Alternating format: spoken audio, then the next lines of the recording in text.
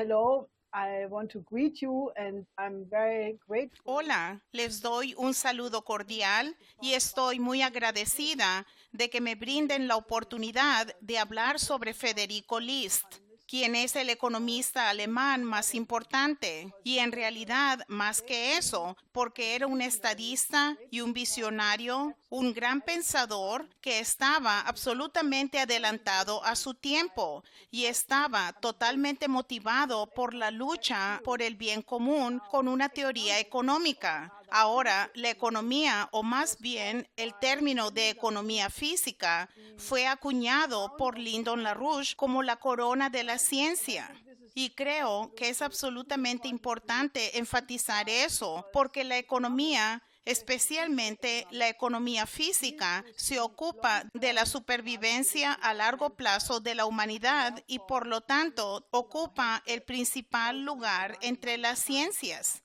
Ahora bien, no pensarían eso si piensan en todos los economistas de hoy en día que casi nunca tienen una predicción correcta y que deberían llamarse más monetaristas o algo así como especuladores.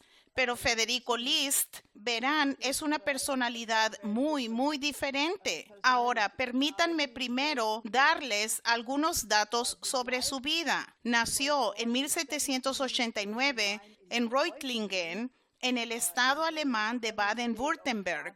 Y él era muy talentoso, por lo que cuando solo tenía 28 años, ya se había convertido en profesor en la Universidad de Tubinga, en la Facultad de Ciencias del Estado. Así que inmediatamente comenzó a hacer planes para una unión aduanera, porque en ese momento Alemania todavía estaba dividida en 28 estados más pequeños. Cada vez que uno transportaba mercancías, se tenía que pagar aduanas. Y él en realidad tenía una propuesta muy progresista sobre cómo crear la unidad económica en Alemania. Pero eso inmediatamente lo puso en conflicto con su lord territorial, quien naturalmente quería que esta fuente de ingresos no disminuyera. Así que List fue elegido cuando tenía 29 años, en 1819, al Parlamento estatal, pero como no tenía 30 años, no pudo asumir el cargo. Pero un año después, cuando tenía 30 años, llegó a estar en el Parlamento. Y él inmediatamente escribió la famosa, y cito, la petición Reutlinger, que era una crítica muy valiente de la corrupción de la burocracia y la incompetencia del sistema económico. Now, the misconditions were obvious. Ahora, las condiciones eran obvias, pero ya saben, este era un clima político que fue posterior a los decretos de Karlsbad que Metternich había impuesto. Y esto fue en medio del inicio de la introducción de un periodo completamente reaccionario en el que Metternich quiso deshacerse de todos los pasos en dirección a una república constitucional. Quería deshacerse de todo el progreso logrado en el periodo clásico en Alemania, de la época de Schiller y Beethoven, y lo que habían logrado los reformadores prusianos von Stein, von Humboldt, Scharnhorst, Gneisenau. Y Metternich estaba en medio de convertir el sistema político alemán junto con las otras monarquías de Europa de nuevo en un sistema oligárquico, en la llamada Santa Alianza, que habían concluido en el Congreso de Viena. Así que esta era básicamente la idea de proteger a las monarquías sobre la base del orden europeo que requeriría la supresión total de las democracias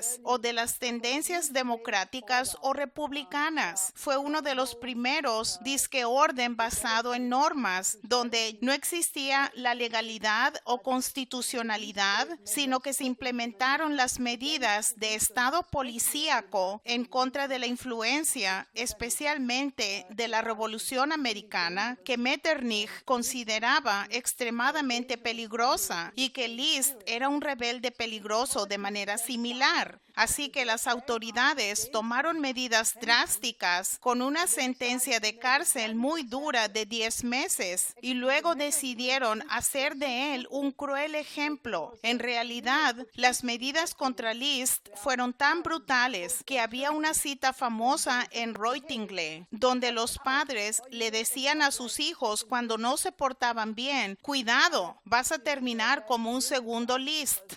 Ahora, eso lo conocemos muy bien nosotros porque contra nosotros, especialmente contra mi esposo, se usaron métodos muy similares. Así que, para evitar la cárcel, List primero escapó a Francia, lo cual fue una condición insostenible. Así que en 1822 regresó para iniciar su encarcelamiento en el infame calabozo de Hohenasperg. Pero después de 5 meses fue liberado con la condición de que emigrara a Estados Unidos. Así que fue a Reading, Pensilvania, donde fundó el periódico alemán porque había muchos inmigrantes alemanes y él invirtió en la mina de carbón, el ferrocarril y básicamente trabajó en las ideas de Alexander Hamilton. List, en este periodo, desarrolló los principales escritos sobre la diferencia entre el sistema americano de economía y el sistema inglés. Estuvo involucrado en la campaña presidencial, lo que le permitió convertirse en ciudadano estadounidense, y en 1830 se convirtió en consejero general del Gran Ducado de Baden, por lo que pudo regresar con inmunidad diplomática a Alemania. Ya en este periodo, él propuso importantes programas de infraestructura en la red ferroviaria para Alemania, pero debido a la condición política en ese momento en Alemania, nunca se le dio una posición para realizar esas ideas. Pero fue un escritor increíblemente prolífico. Escribió miles de documentos, planes, programas, informes, propuestas, borradores, artículos, esquemas y un gran número de cartas. Y luego, como no podía ocuparse de su sustento, regresó a Francia como corresponsal. Y en 1841 escribió su obra principal, por la que es más famoso, el Sistema Nacional de Economía Política. Esta fue una total refutación de Adam Smith con respecto a la fuente de riqueza en la sociedad. Ahora, en ese libro dice: las causas de la riqueza son algo totalmente diferente a la riqueza misma. Una persona puede poseer riqueza, es decir, valor de cambio. Sin embargo, si no posee el poder de producir objetos de más valor de los que consume, se volverá más pobre. Una persona puede ser pobre. Sin embargo, si posee el poder de producir una cantidad mayor de artículos valiosos que los que consume, se vuelve rico. El poder de producir riqueza es, por tanto, infinitamente más importante que la riqueza misma. Este asegura no solo la posesión y el aumento de lo que se ha ganado, sino también que se reemplace lo que se ha perdido. Este es aún más el caso de naciones enteras, que no pueden vivir de simples alquileres, que de individuos en particular.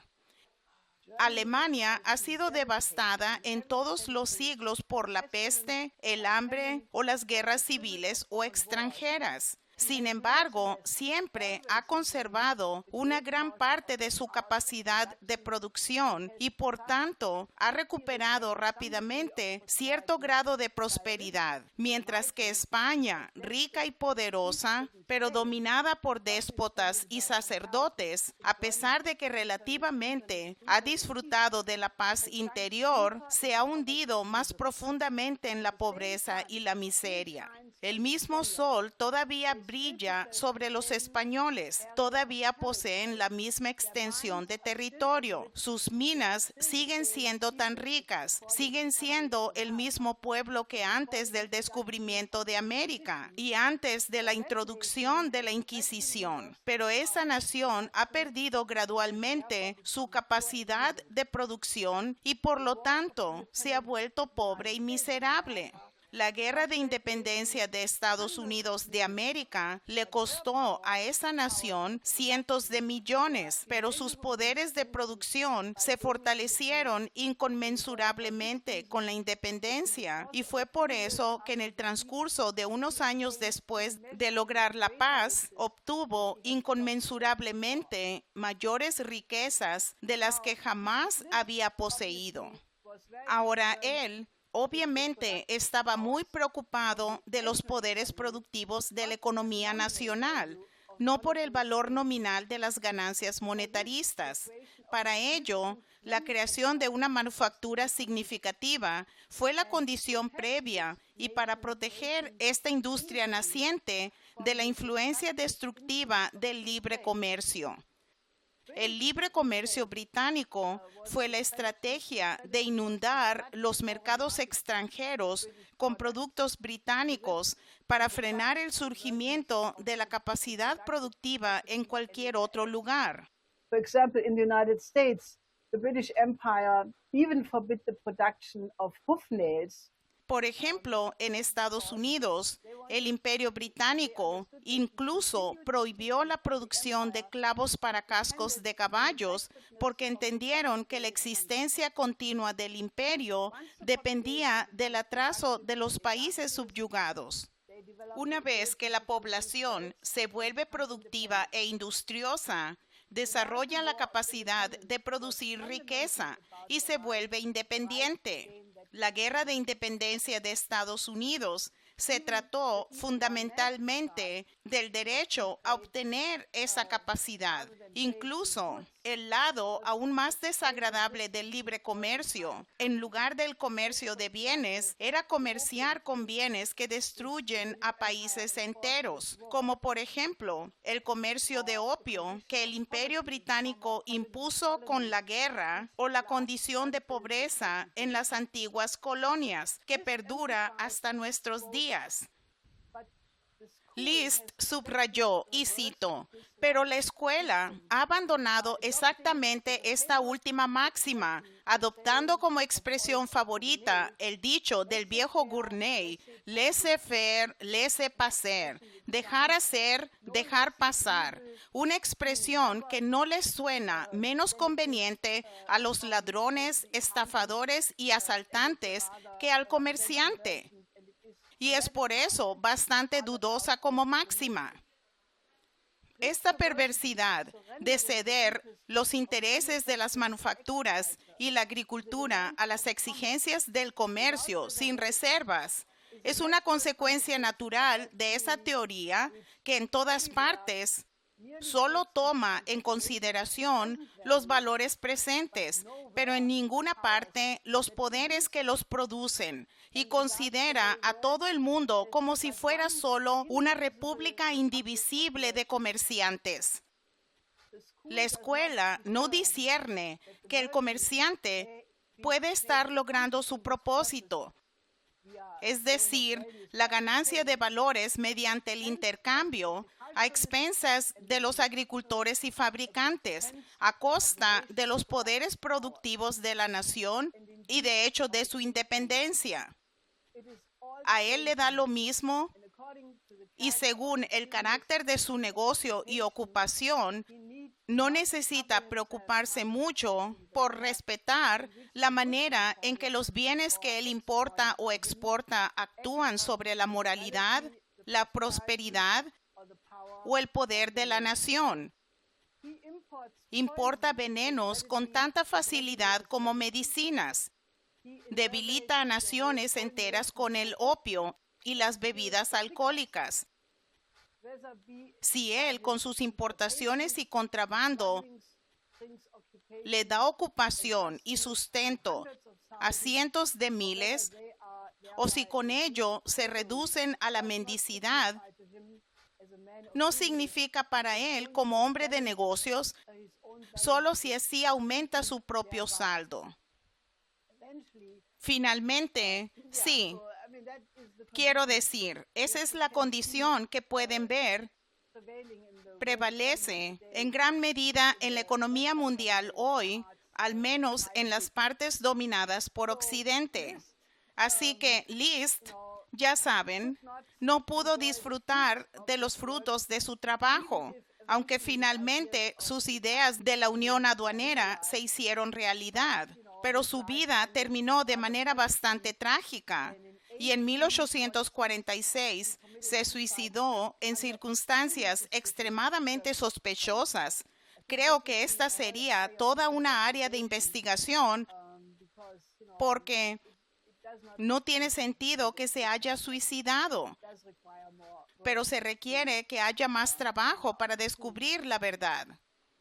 But as it goes with many great thinkers, his work Pero como ocurre con muchos grandes pensadores, su trabajo, en parte a través de dar un rodeo y además con las obras de Henry C. Carey, fueron la base para la transformación de Alemania de ser un estado feudal a una de las potencias industriales del mundo.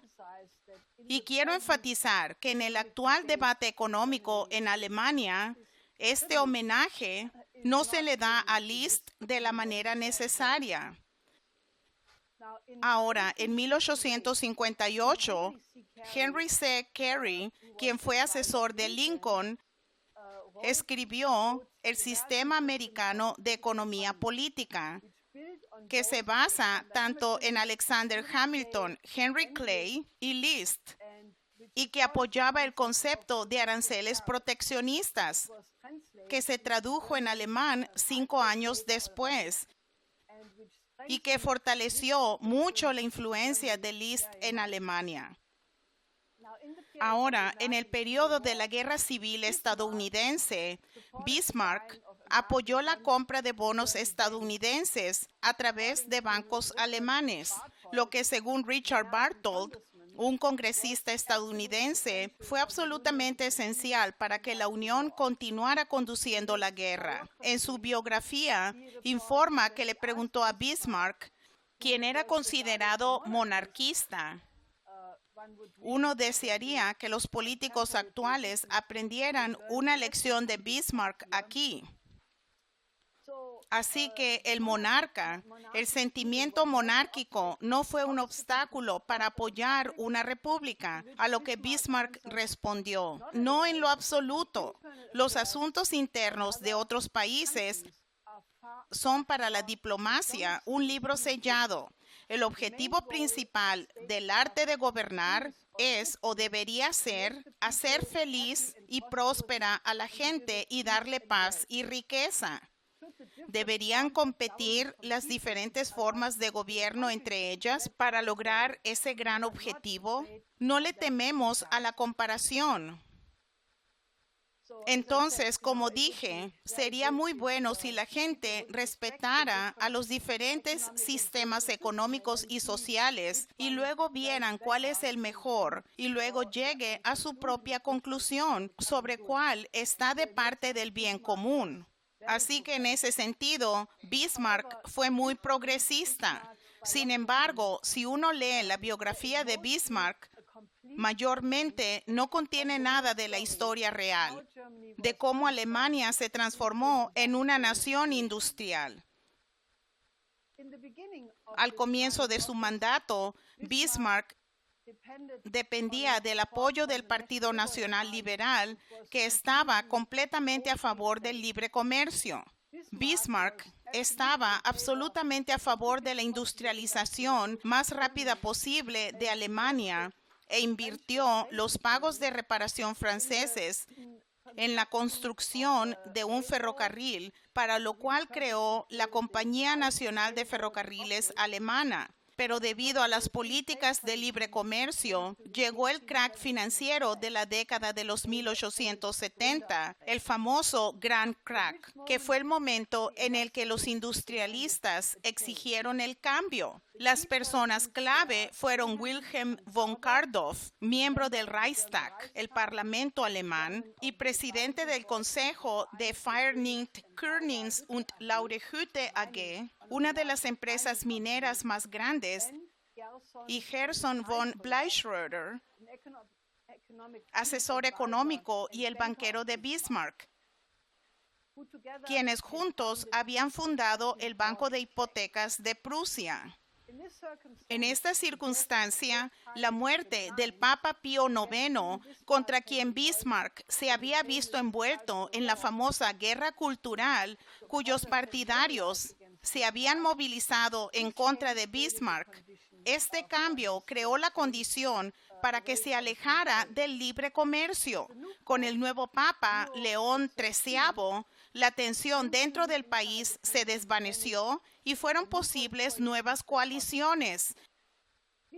Bismarck dio el visto bueno a von Kardorff, quien creó en 1876 la principal asociación industrial de Alemania para hacer el cambio del libre comercio a un sistema proteccionista. Esto tuvo un apoyo creciente, ya que las importaciones baratas de grano de Rusia habían sido un problema real para la nobleza terrateniente al este del Elba.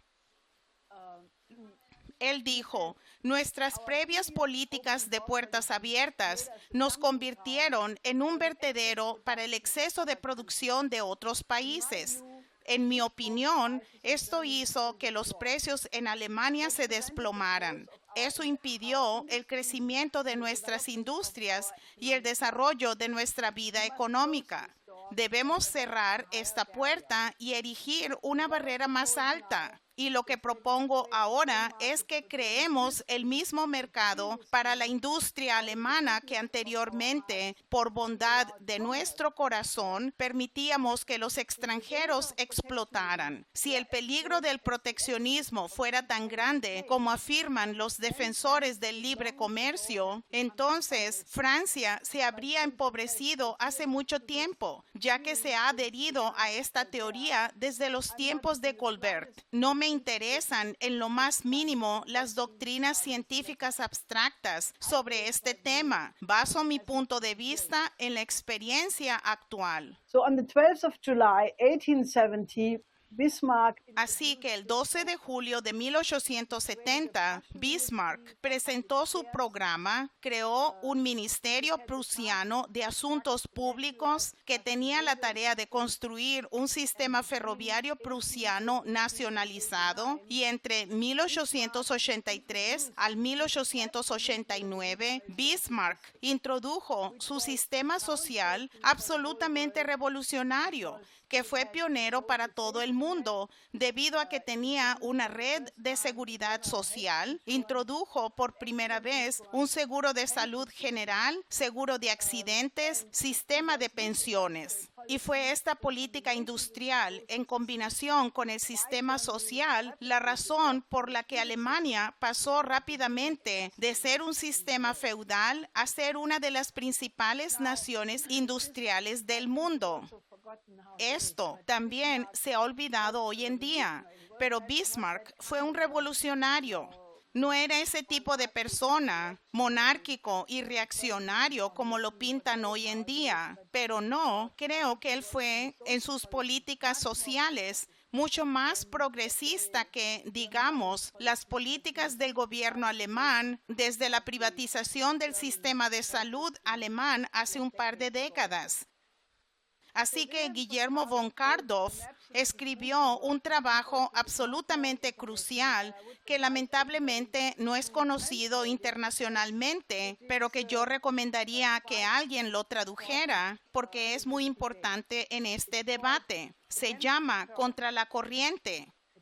Fue publicado en 1875 y vale la pena leerlo. Él argumenta en contra de las mentiras de la teoría del libre comercio. Por ejemplo, que solo a través de la acumulación de riqueza, mediante el desarrollo de una clase inteligente en una nación, sería posible, porque solo si esta clase tiene tiempo libre y no está obligada a trabajar, ese progreso científico sería posible. Ahora bien, esto obviamente no es cierto, él afirma, porque muchos descubrimientos científicos han sido realizados por personas que tuvieron que trabajar para ganarse la vida. Incluso él dice que a él le gustan aún más los argumentos de Henry C. Carey, que solo a través de mejores herramientas, es decir, el progreso científico y tecnológico y el capital acumulado, es que se hace posible el mayor poder del hombre sobre los servicios gratuitos de la naturaleza. Así que Cardoff continúa. Él dice, yo también fui una vez muy ingenuo. Cuando todavía estaba en la universidad estudiando a Adam Smith, Ricardo y a Stuart Mill.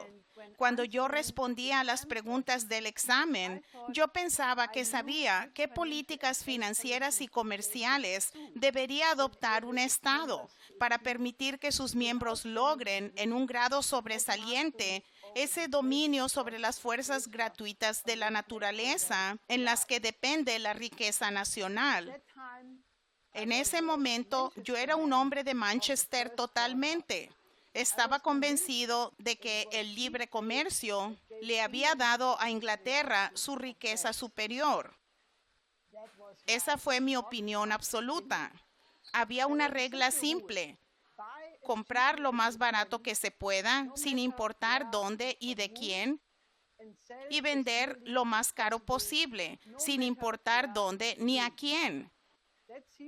Eso me pareció un medio infalible para promover la competencia pacífica entre los pueblos en la producción de bienes, permitiendo que cada país prospere de una manera que se adapte particularmente a su posición geográfica, su clima, su tierra y las condiciones del suelo. Vi a la abolición de aranceles como un signo de progreso cultural en general y una fuente segura de enriquecimiento.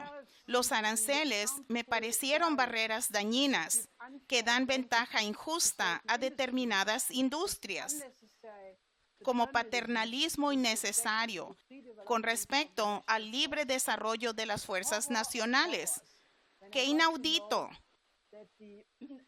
Cuando conocí a un estadounidense educado en el baño sauna del spa, quien me explicó que las teorías del libre comercio de Manchester eran la mayor estafa que se había inventado para engañar a la humanidad.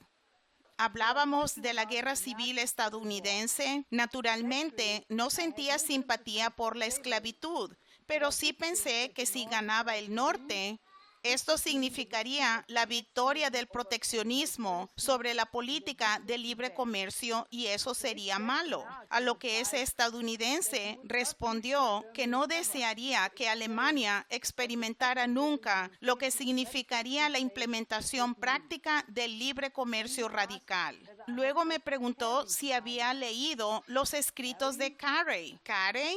Un poco más tarde conocí al señor Ziegler, del Partido Progresista Alemán, quien me hizo la misma pregunta. ¿Conoce a Carey? Si la teoría del libre comercio fuera correcta, entonces todos los países proteccionistas serían pobres y todos los países librecambistas serían ricos. Pero la situación actual de todos los países del mundo muestra exactamente lo contrario. Los países librecambistas pueden empobrecerse y los países proteccionistas están mejorando.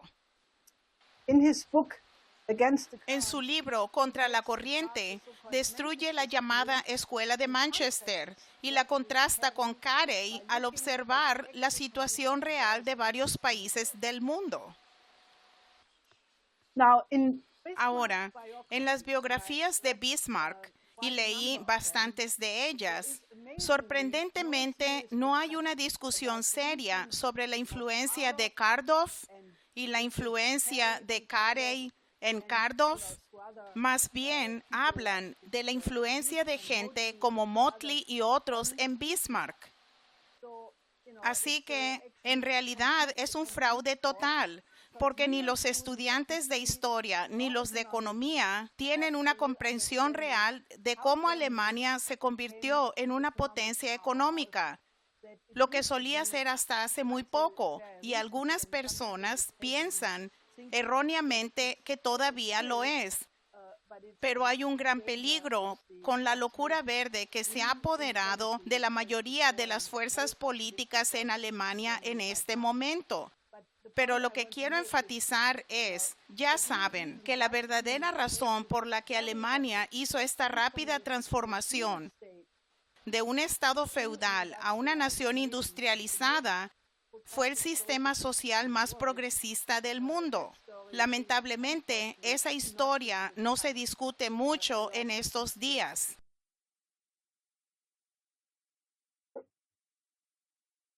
Ahora, hay un segundo periodo en la historia de Alemania donde la tradición económica de List jugó un papel crucial. Sin embargo, esta vez fue el rechazo consciente de las propuestas políticas basadas en esta teoría lo que tenemos que discutir.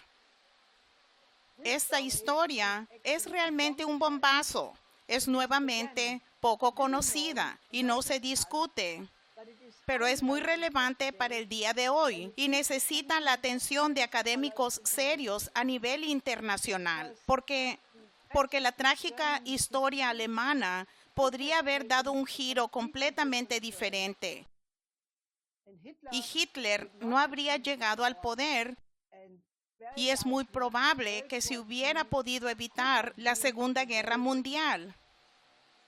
Ahora, relativamente reciente, es decir, en 1991, se publicó la transcripción de una conferencia secreta de la Sociedad Federico List de 1931. La cuestión era cómo impulsar la economía en condiciones de crisis económica mundial. Y los participantes en esta conferencia, entre ellos, se encontraba el presidente del Reichsbank, el Banco Central, el Dr. Luther y 30 destacados economistas y banqueros. Y la persona que tampoco es muy conocida hoy, pero que merece ser mucho más conocida, es el Dr. Wilhelm Lautenbach, quien escribió un memorando para esta conferencia.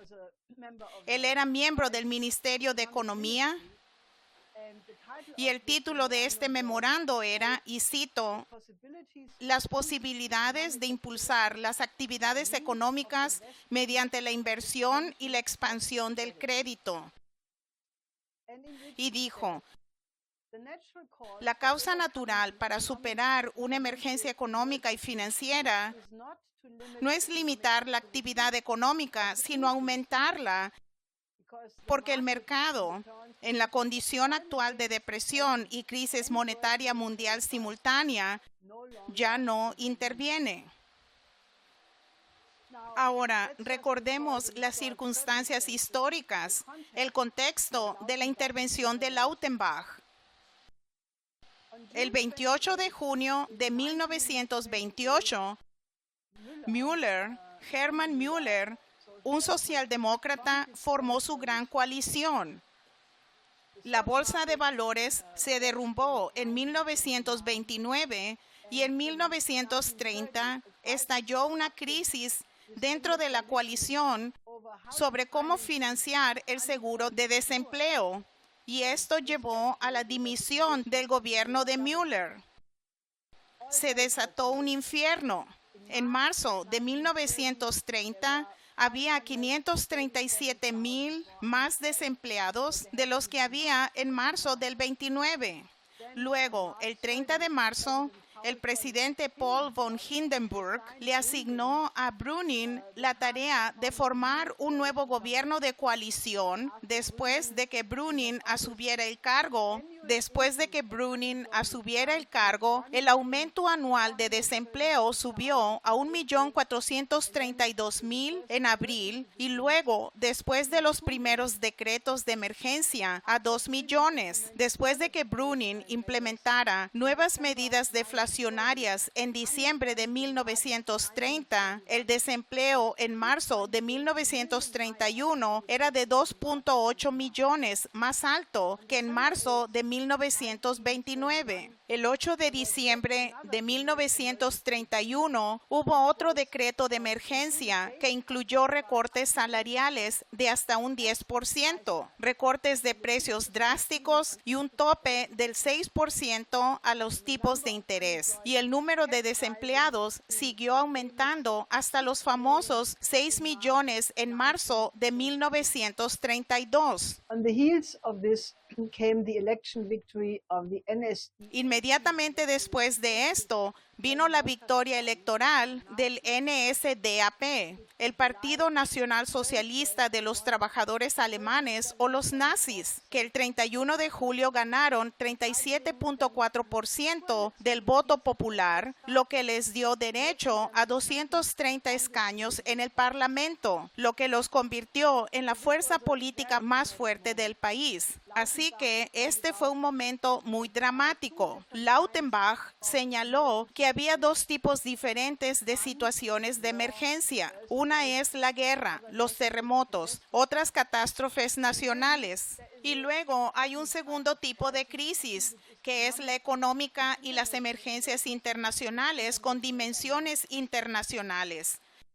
En tales situaciones estaría claro que debería producirse más, pero si solo se siguen las leyes de los mercados, esto no sería posible, porque en el segundo caso, el caso de un derrumbe del sistema financiero, se tiene una situación paradójica, donde a pesar de que la producción ya se está derrumbando, la demanda es menor que la oferta. Y esto entonces conduce a una tendencia a disminuir aún más la producción. Después, el gobierno adopta un programa de deflación y tenderá a recortar el déficit, recortando los gastos del Estado, recortando los precios y salarios, restringiendo el crédito, etc. Lautenbach dijo que era imposible reducir los impuestos en estas condiciones porque la base tributaria ya está reducida y todas esas medidas de deflación producen nuevas y grandes pérdidas de capital y estas medidas hacen que el empresario en el comercio y la industria sea poco competitivo e insolvente y provoca una reducción de la producción y despidos. También conduce al deterioro de los bancos. La reducción del gasto público es doblemente contraproducente y dado que los contratos públicos y el poder adquisitivo masivo se reducen aún más, conduce a un colapso de la producción y al aumento del desempleo. Y es una espiral descendente que se vuelve cada vez más peor y no hay fin. Por eso, Lautenbach dice que la política deflacionaria conducirá inevitablemente a una catástrofe económica y política total. Pero hay una paradoja, porque en una depresión se tienen capacidades productivas no utilizadas y mano de obra desempleada. Y por tanto, el problema es muy sencillo de resolver. El Estado debe intervenir y crear una nueva demanda económica nacional. La única precondición es que debe haber algo necesario para la economía que representa un aumento del valor y debe ser algo que se habría hecho de todos modos si la crisis no hubiera existido. Lautenbach dijo que dado que el capital a largo plazo no está disponible ni del mercado externo ni del mercado interno, ¿cómo se puede financiar algo si los mercados de capital simplemente no otorgan la capacidad para hacer eso? tiene que ocurrir a través de un banco nacional, porque la liquidez es solo una cuestión técnica, es solo un asunto de organización. La liquidez existe de inmediato si está respaldada por la autoridad del Estado. Y nuevamente, estos proyectos no son inflacionarios porque representan una formación real de capital económico, representan un valor económico real. Y debido a que tienen un efecto multiplicador productivo, la tasa de producción crece a un ritmo más rápido que la tasa de expansión del crédito.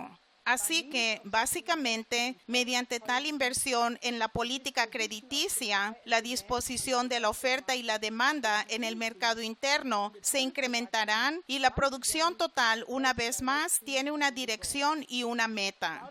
Lautenbach dice: si descuidamos emprender tal política, inevitablemente nos iremos en la dirección de una continua desintegración económica y una disrupción completa de nuestra economía nacional, y llegaremos a una condición en la que, para evitar una catástrofe, uno se verá obligado a llevar a cabo un gran aumento de nuevo crédito público a corto plazo, pero solo con fines de consumo, mientras que hoy tenemos los instrumentos, los medios para utilizar este crédito en tareas productivas.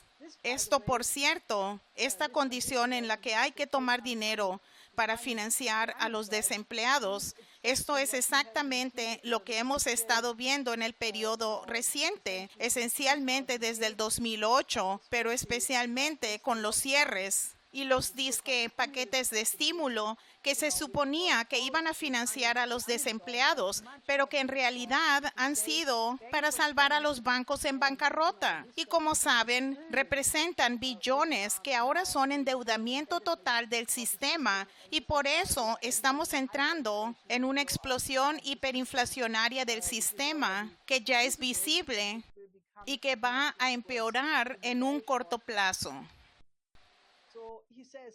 Y Lautenbach agrega, porque en este mismo momento tenemos una situación paradójica de que, a pesar de que hemos realizado recortes extraordinarios en la producción, la demanda sigue estando continuamente rezagada con respecto a la oferta, y por lo tanto tenemos superávits de producción crónicos y no sabemos qué hacer con ellos.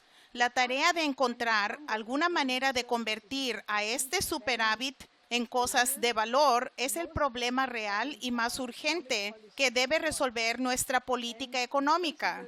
Y en principio es relativamente sencillo hacerlo. Los excedentes de bienes físicos, la planta productiva no utilizada y la fuerza de trabajo no utilizada pueden aplicarse para satisfacer una nueva necesidad económica, una necesidad que desde un punto de vista económico representa una inversión de capital. Podemos concebir tareas tales como las obras públicas u obras realizadas con respaldo público, que para la economía significarían un aumento de nuestra riqueza nacional y que tendrían que realizarse de todos modos, una vez que se regresara a las condiciones normales, como la construcción de carreteras y mejoras deseables y la ampliación del sistema ferroviario y otras similares.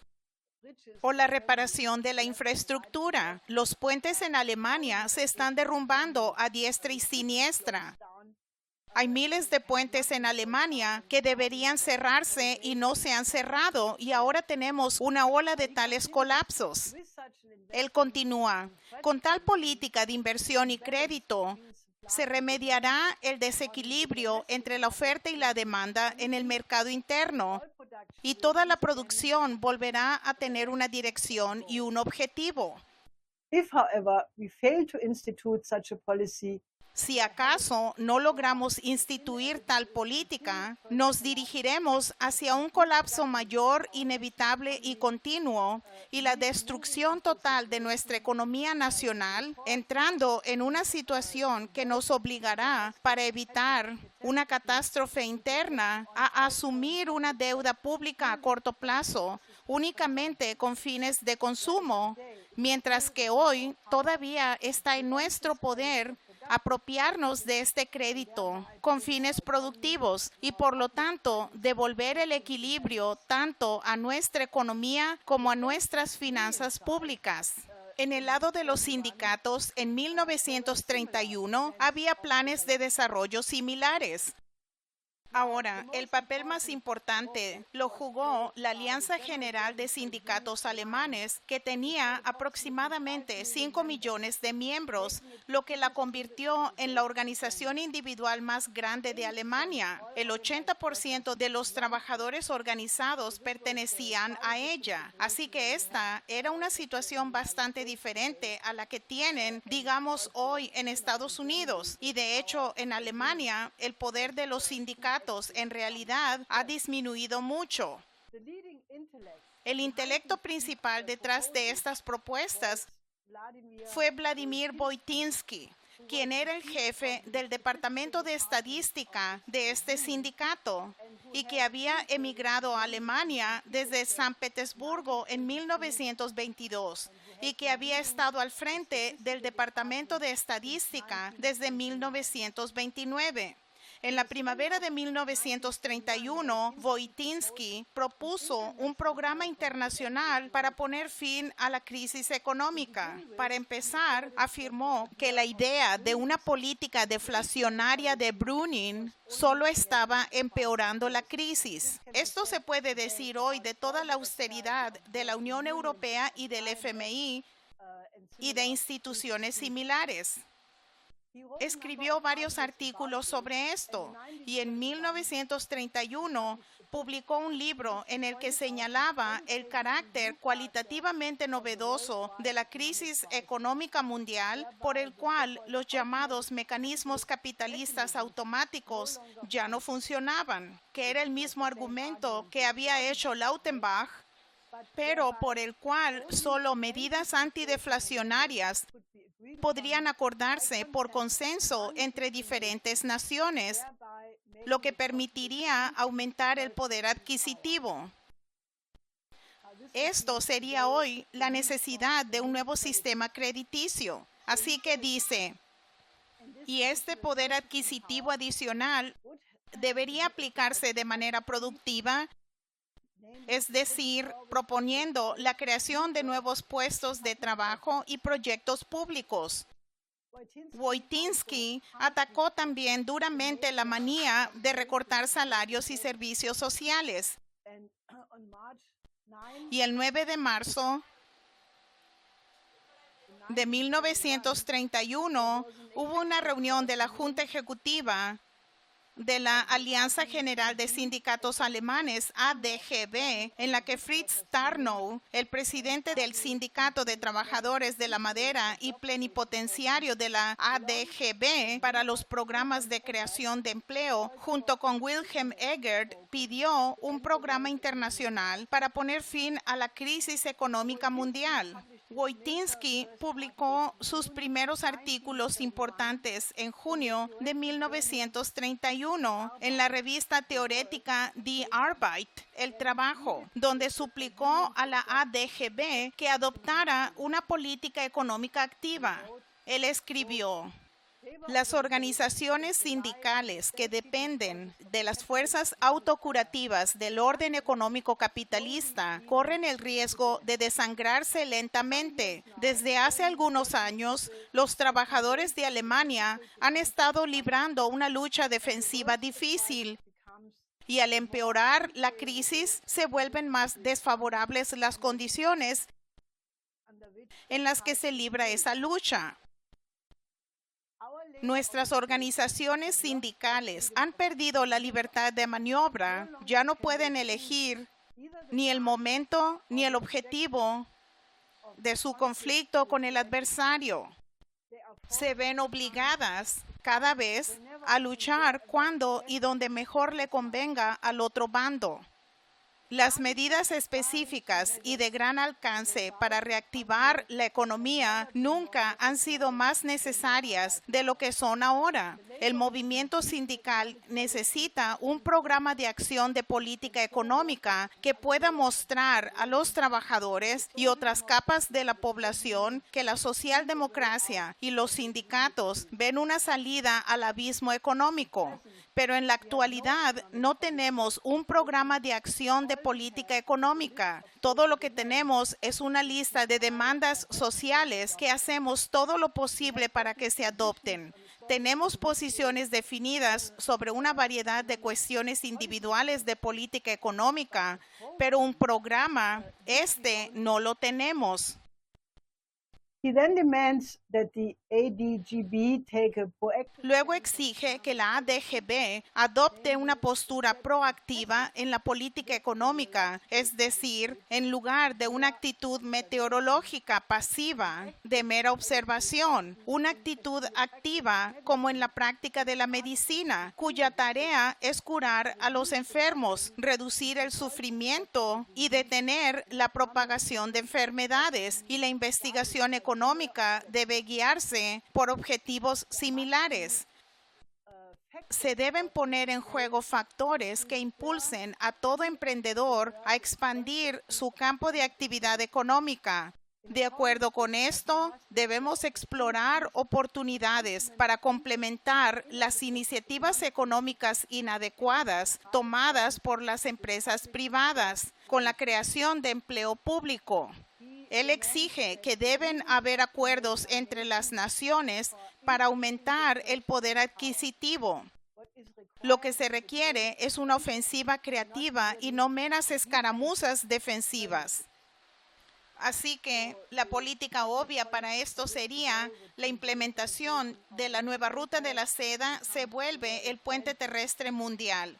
Para contrarrestar el argumento de que tal intervención tan activa sería inflacionaria, Wojtyński escribió: pero por motivos similares, en el tratamiento de una enfermedad grave y potencialmente mortal, se descartaría la administración de un medicamento únicamente porque es un veneno.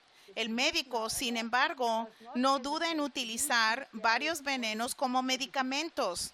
Si el médico tuviera que renunciar a todo uso de sustancias venenosas como medicinas, estaría condenado a la misma impotencia que la de una política económica que, por miedo a la inflación, rechaza de plano todas las medidas antideflacionarias.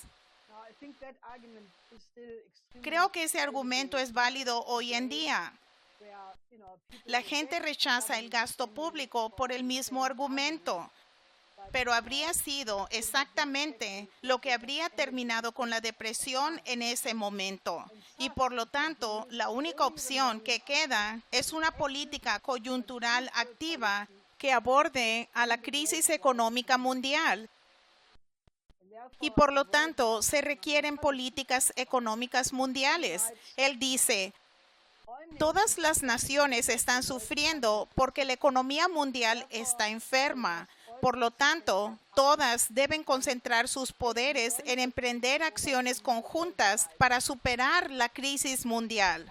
Es por eso que el Instituto Schiller convoca a una cumbre de las naciones más grandes del mundo, pero especialmente de Estados Unidos, Rusia, China e India, para adoptar el sistema del nuevo Bretton Woods, como lo pretendía Roosevelt, y adoptar la cooperación con la iniciativa de la Franja y la Ruta, como la política oficial de todos los gobiernos, y con suerte contará el apoyo de muchas naciones. Ahora, Wojtyński continúa en el punto C de este programa de acción. Ningún país está más afectado por la crisis mundial que Alemania. Y dentro de Alemania, los trabajadores son la clase que más sufre la depresión económica. De acuerdo con esto, es Alemania la que debe tomar la iniciativa en la política internacional para combatir la crisis mundial. Y la clase obrera alemana, los sindicatos y la socialdemocracia debe reclamar y asumir el papel de ser un promotor de la idea de una política económica mundial activista. En el punto 6, él escribe: los fondos liberados por las políticas internacionales de creación de dinero deben aplicarse a la creación de empleo y para la realización de un gran plan para la reconstrucción europea.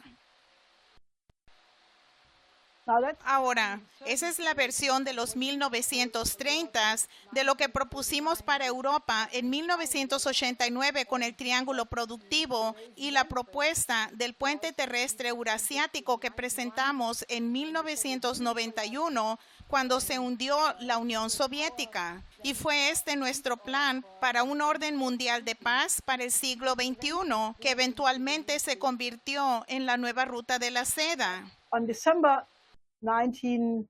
El 31 de diciembre de 1931, en otras palabras, a unos cuantos meses después de que Lautenbach había presentado su plan, Wojtyński, Fritz Tarnow, el presidente del Sindicato de Trabajadores de la Madera, y Fritz Bade, portavoz de la política agrícola de la facción del Partido Socialdemócrata SPD, en el Reichstag, el Parlamento, publicaron su tesis sobre la lucha contra la crisis económica y la presentaron al Comité Ejecutivo de la ADGB. Esta contenía la propuesta de crear nuevos empleos para 1 millón de desempleados y con ese fin se pondría a disposición una suma de 2.000 millones de marcos alemanes en forma de préstamo en efectivo del Reichsbank, el banco alemán. El 26 de enero de 1932 se presentó el llamado Programa de Creación de Empleo, el Plan WTB de Wojtyński, Tarnow y Bade, que incluía la idea de emitir crédito a largo plazo a bajas tasas de interés y de amortizaciones. Tales créditos los pagarían el Reichskredit AG y serían descontables en el Banco Central. La Alianza General de Sindicatos Alemanes, ADGB, votó para adoptar el plan WTB, pero el SPD, los socialdemócratas, bajo Otto Wels, junto con los llamados expertos económicos, Hilferding, Naftali y Bauer, se opusieron, como Wojtyński escribió más adelante en su biografía. Me parece que yo vi físicamente cómo Brüning estaba llevando a Alemania a un trágico final. Brüning, sin embargo, no debe ser culpado con dureza por sus errores. Él compartía sus ideas falsas con muchos de sus asesores en su propio y el Partido Socialdemócrata. Si el último no hubiera apoyado su política, él la hubiera abandonado.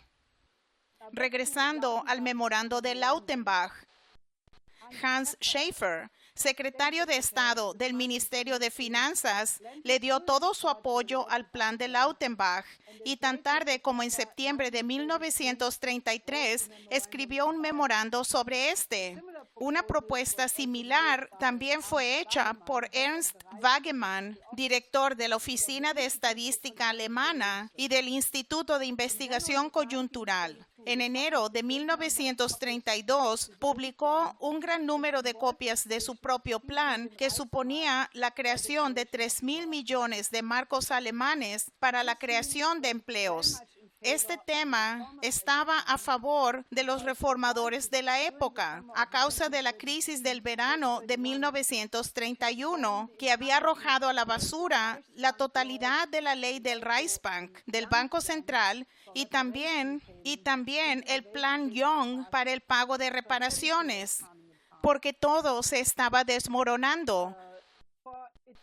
Porque es precisamente en los momentos en que estas situaciones aparentemente no se pueden sostener cuando tales reformas pueden realmente ser implementadas.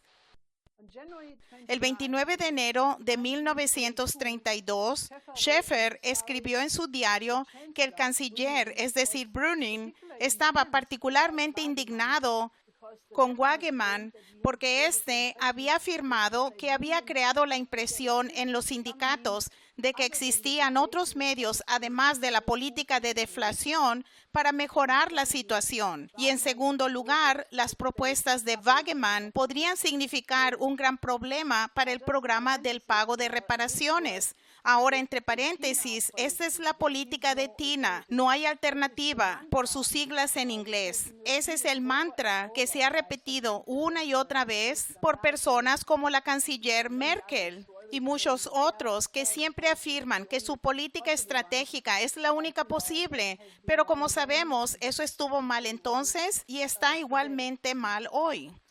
So what he was referring there to A lo que se refiere aquí es al hecho de que muchos historiadores de hoy dicen que con su política de deflación, Brüning quería arruinar intencionalmente a la economía para dejar claro que Alemania no podía pagar las reparaciones.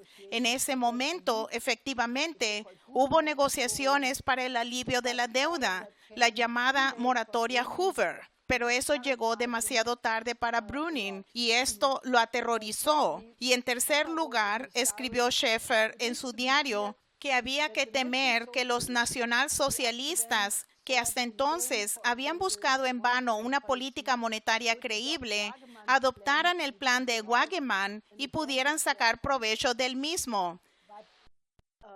Pero esa no era de ninguna manera la situación real, porque todas las propuestas de reforma habían sido hechas por demócratas, por los socialdemócratas, los sindicalistas y no por los nacionalsocialistas, quienes entonces en las elecciones del 6 de noviembre de 1932 tuvieron 2 millones de votos menos que antes.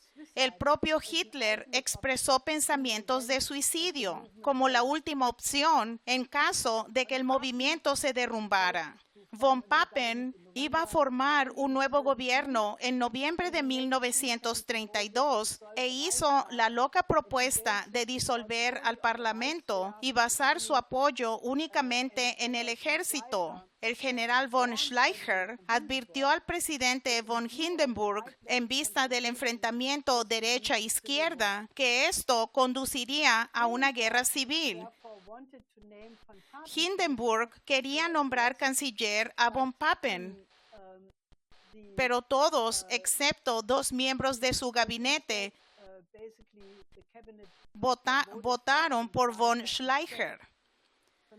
Von Schleicher fue instalado como el último canciller de la República de Weimar el 2 de diciembre de 1932. Estaba firmemente convencido de que la República solo podría defenderse formando una alianza de base amplia entre el movimiento obrero y el ejército. Y a partir de noviembre de 1932 buscó crear este llamado movimiento diagonal, una amplia coalición de diversas fuerzas sociales que juntas podrían implementar este programa de estímulo económico. Teodoro Leipart, presidente de la ADGB, la Alianza General de Sindicatos Alemanes, se mostró a favor de este frente diagonal. El movimiento sindical católico alemán, tanto el sindicato cristiano como el sindicato libre, el Reichsbanner, milicia del Partido Socialdemócrata, el sindicato alemán de empleados minoristas, la Asociación Alemana de Municipios y Condados bajo su presidente, el doctor Gericke. Todas estas personas estaban preparadas para apoyar a von Schleicher en la realización de este programa. El propio doctor Gericke había elaborado un programa de creación de empleo para el gobierno de von Schleicher, que concordaba con las propuestas del industrialista de Lübeck, Draeger, y su círculo. Draeger había hecho propuestas similares. Primero, quería poner a disposición 3.000 millones de marcos alemanes y si esta prueba tenía éxito, pondría 5.000 millones adicionales y en última instancia, un total de 10 a 20.000 millones de marcos alemanes en el curso de la década. Pero desafortunadamente, su plan no fue adoptado. Y aunque von Schleicher hizo una declaración gubernamental muy notable el 15 de diciembre de 1932, la estupidez de los socialdemócratas se convirtió en una de las principales razones internas por las que fracasó. Específicamente, Rudolf Breitscheid, líder de la facción parlamentaria del SPD, declaró en ese momento: no vamos a tener conversaciones con un general reaccionario. Y luego, el 11 de enero de 1933, el SPD prohibió expresamente al presidente de la Alianza Sindical Alemana ADGB, Leipart, mantener conversaciones con von Schleicher. Como se sabe, 3 semanas después se produjo la toma del poder de Hitler, un acto realizado con la ayuda de Hjalmar Schacht y ciertos círculos financieros angloamericanos. Así que este es un momento muy trágico en la historia de Alemania, porque se hubiera podido evitar la toma de poder de Hitler si en 1931, cuando claramente había el potencial de que Lautenbach por un lado y el plan WTB de los sindicatos, si esto se hubiera implementado, no hubieran existido las condiciones en que 2 años más tarde permitieron que los nazis tomaran el poder. Y si von Schleicher hubiera tenido apenas 6 meses para implementar su programa, probablemente lo mismo habría sido cierto. Lo que quiere decir que si en Alemania la gente hubiera podido seguir la misma política que Franklin Roosevelt implementó en Estados Unidos, con toda probabilidad la Segunda Guerra Mundial nunca habría sucedido.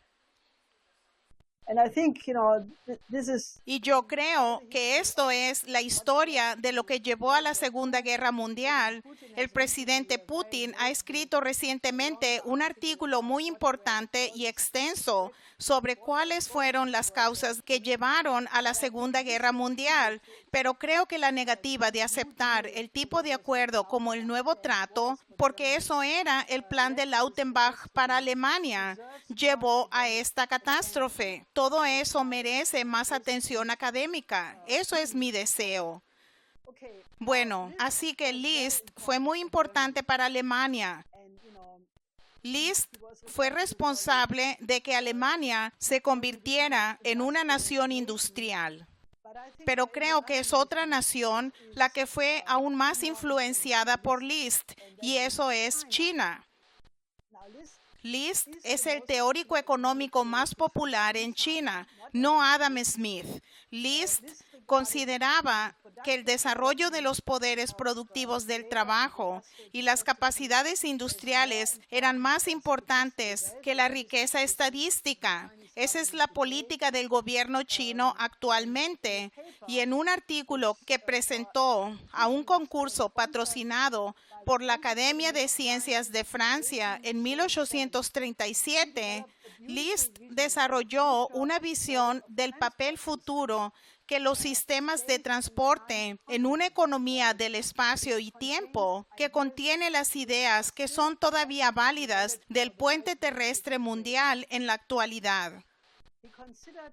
Él consideró que la perfección continua de los sistemas de transporte y comunicación es la precondición para el progreso de la humanidad, lo que permite a los seres humanos realizar cada vez más todos los potenciales que la naturaleza le da a los seres humanos. Cuanto más personas talentosas pudieran intercambiar sus ideas y colaborar en todas las áreas de actuación, mayor sería el progreso en todas las áreas del conocimiento. Y la ciencia y las artes se inspirarían y difundirían a todos los sectores y disciplinas. Anticipándose a la era del jet, List dijo que cuanto más fácil sea para los seres humanos moverse de un lugar a otro, más podrá la humanidad ahorrar tiempo y comprimir el espacio. Y el desarrollo y la eficiencia resultantes de los mayores poderes del hombre aumentarán y utilizarán las riquezas materiales de la naturaleza más eficazmente para sus propósitos. Le hubiera agregado la importancia de los sistemas de trenes rápidos en este contexto. El impacto de esta característica de lo que List llamó la economía del espacio y tiempo se mostraría en el aumento de la riqueza de las naciones que desarrollarían sistemas avanzados de transporte y comunicaciones, incluso si su entorno natural fuera desfavorable. El alto grado de velocidad, irregularidad y rentabilidad del transporte facilitaría nuevos niveles de desarrollo de las fuerzas productivas mentales y materiales. En un pronóstico casi profético, Federico List vio que este desarrollo conducía a unir a todas las naciones en una sola humanidad, en una república del planeta, como le llamó, basada en la economía de la humanidad. Eso es lo que tenemos que lograr hoy. La humanidad debe superar la actual crisis multifacética. Tenemos que poner las ideas de Federico List, de Sun Yat-sen y Roosevelt y todas estas personas, especialmente de Lyndon LaRouche, sobre la mesa. Y si unimos todas las fuerzas en una alianza antimalthusiana entre todos los países del mundo, creo que se puede hacer. Y cuando hayamos asegurado esa política, deberíamos erigir una estatua entre la de muchos otros, la de Federico List. Gracias.